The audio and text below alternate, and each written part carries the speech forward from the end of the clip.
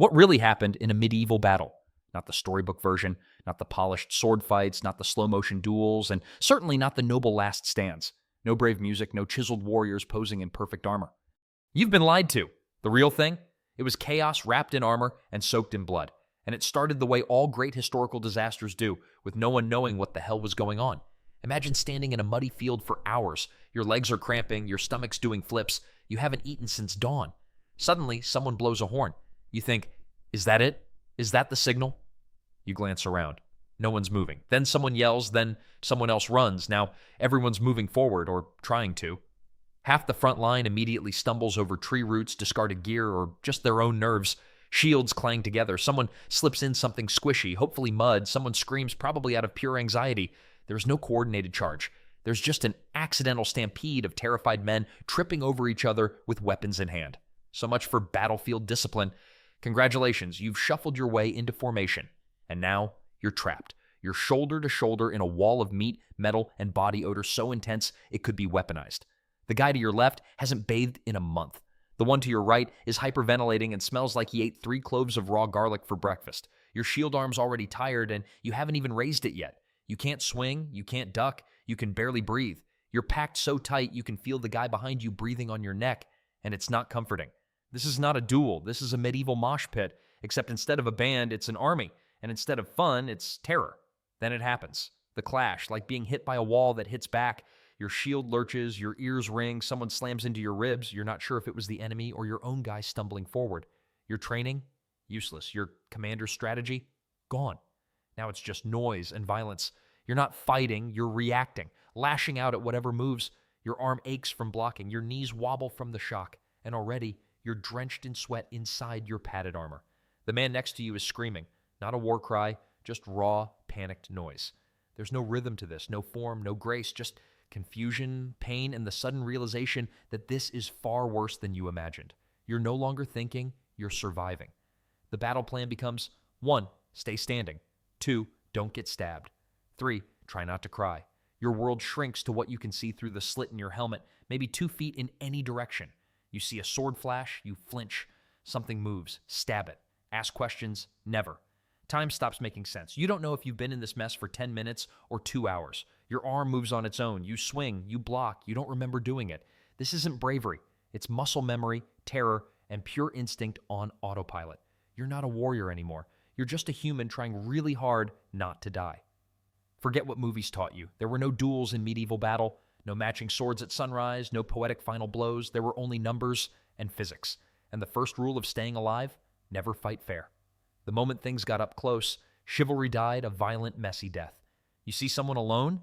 You don't square up. You get 3 of your buddies, surround him, and turn him into medieval mulch. 5-on-1 wasn't cowardice. It was efficiency. The goal wasn't honor. It was survival. And good luck using your sword the way you trained. You had inches of space to move. Maybe less. No wide swings, no clean footwork, just awkward little stabs like trying to poke someone in a phone booth. Real sword fighting? It looked more like someone trying to kill a rat under their kitchen sink. And when swords didn't work, fighters got creative. Ever heard of the murder stroke? Real technique, ridiculous name. It's when you flip your sword, grab the blade, and swing the hilt like a sledgehammer. You weren't stabbing anymore. You were bludgeoning because blades bounce off armor, but a hilt to the face gets the point across, literally. Now let's talk about the real stars of the battlefield.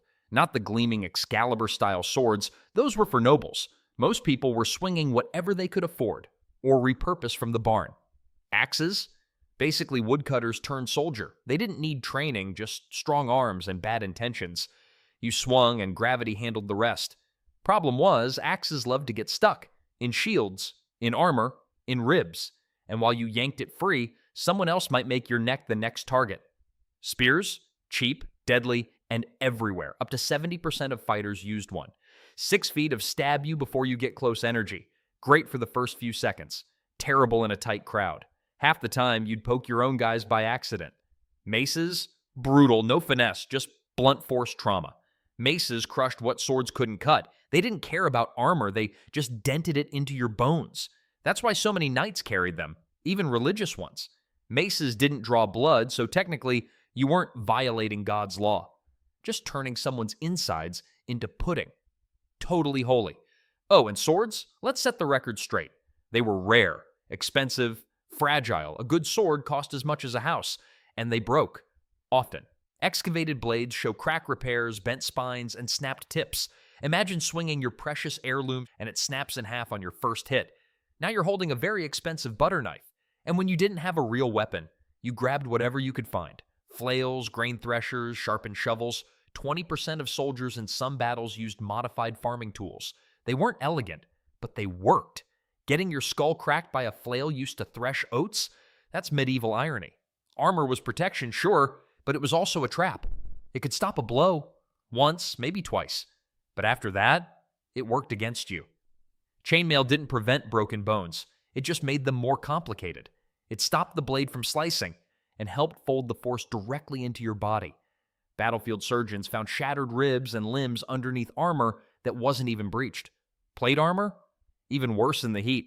Helmets turned into portable ovens, inside temperature over 100 degrees after just 20 minutes of fighting. That's not exaggeration. That's a heat stroke death trap strapped to your face. And if you fell, that armor made you slow, clunky. You had seconds to get up before boots trampled you or a spear found your armpit gap. You weren't invincible, you were just harder to kill for a few extra seconds. So far, you've tripped, screamed, overheated, and watched someone get bludgeoned with a hammer. Welcome to minute 7 of medieval warfare. Let's say you made it through the opening minutes of the battle. Still upright, still breathing, you're even holding onto your weapon. You haven't won anything. You've just unlocked the next level of medieval warfare. Pain, panic, and wounds that made you wish you'd just stayed home. Movies make wounds look tidy.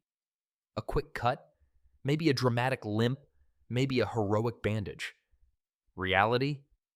Far worse. Blades didn't make clean cuts. They tore, shattered, split.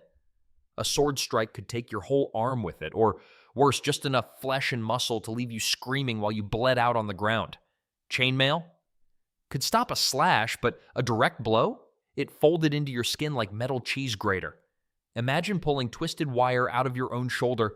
That's if you could still feel your shoulder. And blunt force weapons like maces or warhammers, they didn't leave gory wounds. They just collapsed your insides. No bleeding, no wound to stitch, just cracked ribs, ruptured organs, and the realization that something inside you is leaking and you don't know what. Many fighters didn't realize they were even hurt until they started falling over. Blood loss doesn't always feel like pain. It feels like confusion, dizziness, cold creeping up your spine. 2 pints lost and you're unconscious. 4 and it's lights out. And if you did survive the hit, infection was waiting. No antiseptic, no antibiotics, just belts used as tourniquets and fire-heated daggers to cauterize wounds while you screamed yourself hoarse. For every soldier who died in battle, 3 more died later. Slowly, painfully, from pus-filled wounds and fever dreams. Victory didn't mean you walked away unscathed. It meant you walked at all. If the weapons didn't break your body, the experience tried to break your brain. After just minutes of fighting, most soldiers hit a mental wall. The world started spinning, literally. You couldn't tell how long you'd been fighting. A minute? An hour? Time warped, sound dulled. You stopped hearing language, you stopped seeing faces, you entered a state modern combat psychologists call battle mind. Everything became automatic. You weren't thinking, you were reacting. Duck, stab, block, swing, like a puppet operated by instinct. Many survivors described dissociating mid-battle, watching themselves move from outside their body. Some remembered killing men without knowing how. Others remembered nothing, just flashes, like a dream where everything screams. And what you saw? It didn't look human anymore. When panic takes over, your brain stops processing people as people. You start reacting to shapes, motion, noise, friend, foe. None of it matters if it's moving towards you. In this state, you'd swing at anything, anyone, even your own men. Once things got thick, orientation disappeared. Where were you? No idea. Which way was your side's camp? Forget it. Was that guy next to you your ally or the enemy? Trick question. Doesn't matter anymore. You're both swinging now. Medieval armies tried to wear colors, badges, symbols, but guess what happens after 30 seconds of blood, sweat, and mud? Everything turns the same color. In the blur, many soldiers struck down their own allies.